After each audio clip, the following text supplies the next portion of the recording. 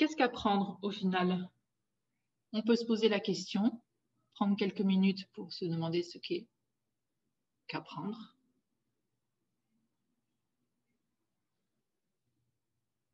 Souvent, lorsqu'on demande qu'est-ce qu'apprendre,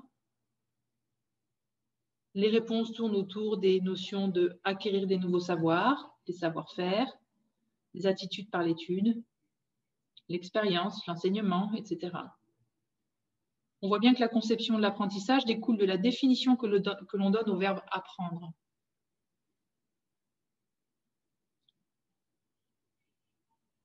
Voici une définition de Philippe Mérieux.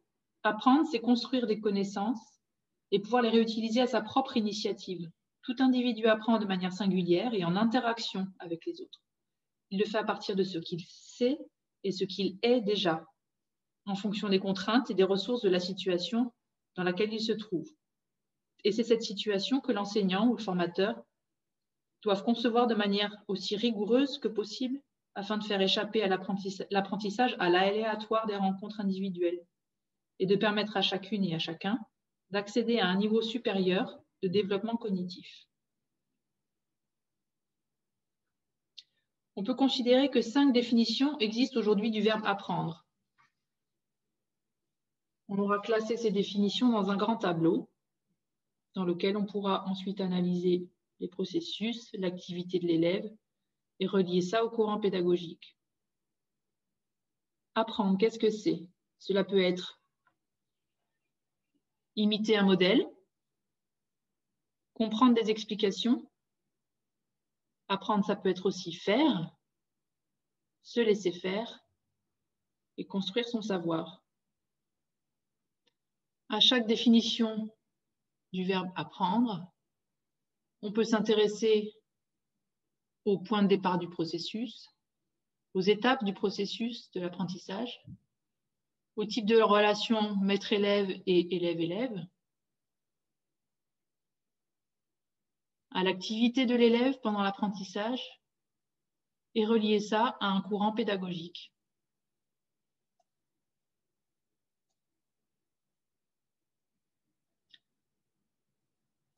On voit ainsi que lorsque la conception de l'apprentissage est imiter un modèle ou comprendre des explications, on est dans le type transmissif. Plus on avance dans le tableau, faire, se laisser faire et construire son savoir, plus on se rapproche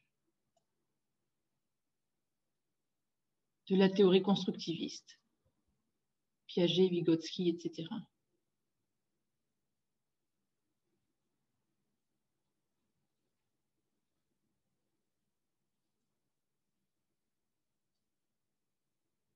Si on s'intéresse aux résultats, type transmissif, type conditionnant, type incitatif, type constructiviste. Apprendre, c'est imiter un modèle, comprendre des explications, type transmissif, se laisser faire, type conditionnant, faire, type incitatif, et construire son savoir, constructiviste. À chaque fois, on peut observer les résultats effectifs.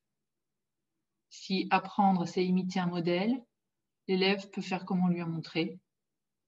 Si c'est comprendre des explications, l'élève sait expliquer ce qu'il faut faire et comment le faire, etc. À chaque fois, des avantages, des inconvénients et des effets à long terme.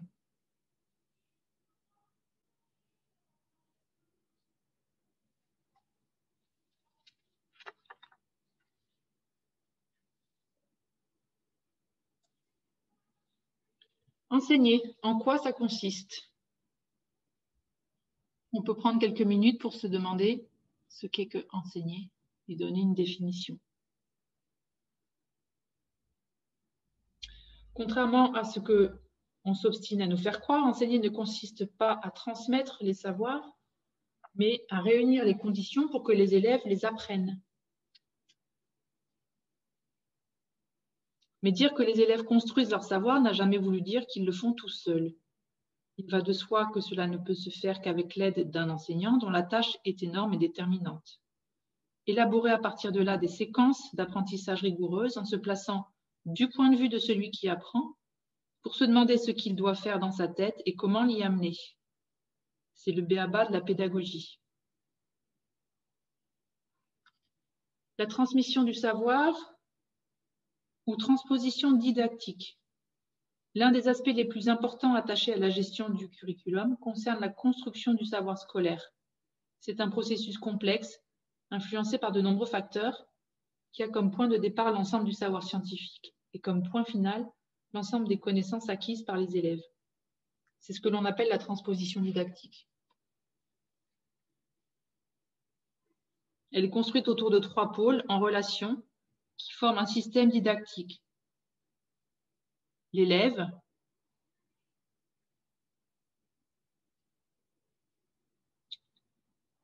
l'enseignant et le savoir.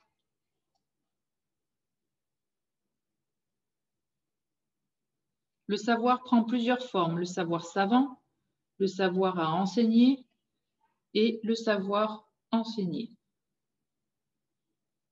Le savoir savant correspond au savoir scientifique. Il subit des transformations nommées qui en font un savoir à enseigner, c'est-à-dire un savoir destiné à l'enseignement. Celui-ci est à son tour modifié par l'enseignant dans le cadre du processus d'enseignement, ce qui le transforme en savoir enseigné.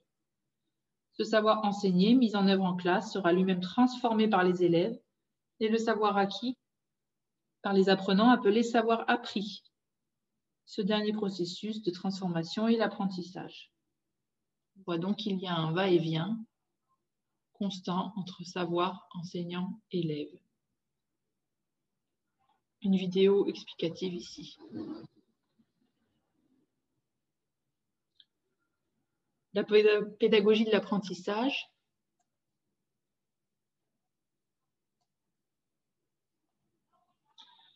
Une situation d'apprentissage doit donc susciter la curiosité intellectuelle, poser un problème à résoudre, faire sens pour l'élève, apprendre oui, mais apprendre quoi, verbaliser sur les activités, les stratégies, les retours réflexifs. Sans cette étape réflexive, il n'y a pas d'apprentissage. Échanger avec les autres, imiter, être en contradiction, entrer en conflit, être déstabilisé, se confronter. Échanger permettent d'apprendre. Utiliser ce que l'on sait déjà et mettre en relation les activités.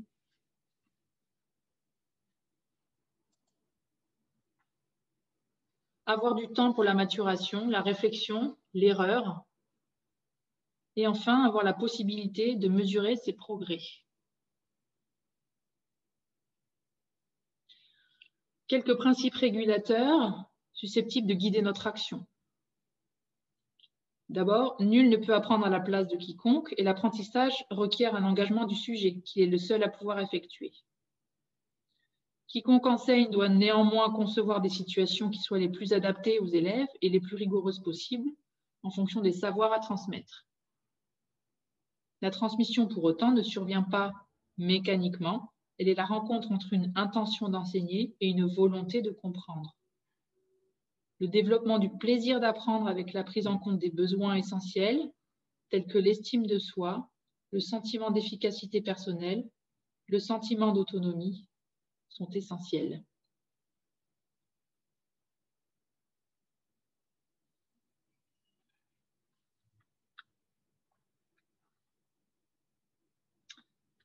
Les neurosciences et la pédagogie. Dans le monde de l'éducation, c'est une innovation. Améliorer l'enseignement et l'apprentissage par ce que l'on connaît du cerveau.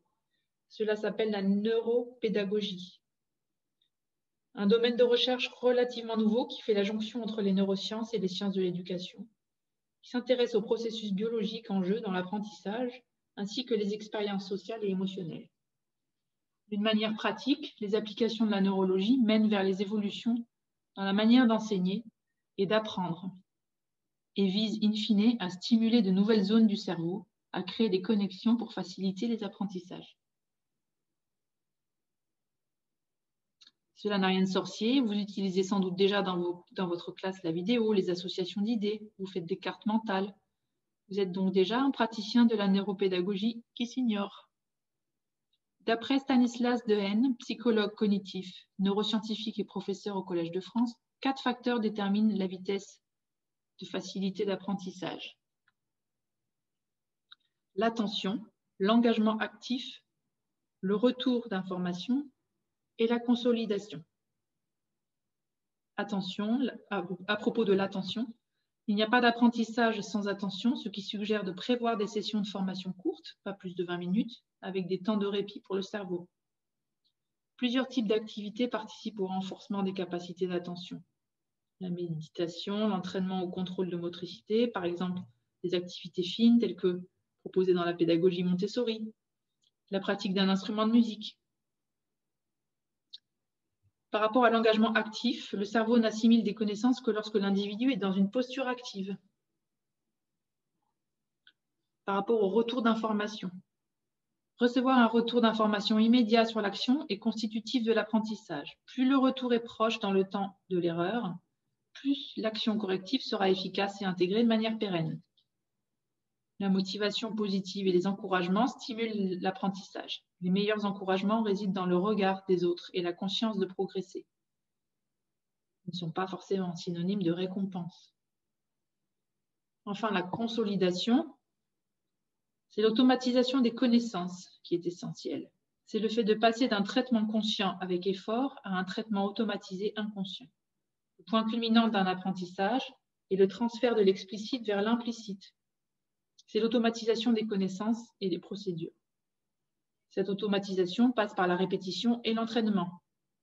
Elle permet de libérer de l'espace dans le cortex préfrontal afin d'absorber de nouveaux apprentissages. Il est essentiel de répéter une connaissance nouvellement acquise. Pour information, pour mémoriser une information, notre cerveau a besoin de 3 passages au minimum. Pour intégrer une nouvelle habitude, il a besoin de 21 jours.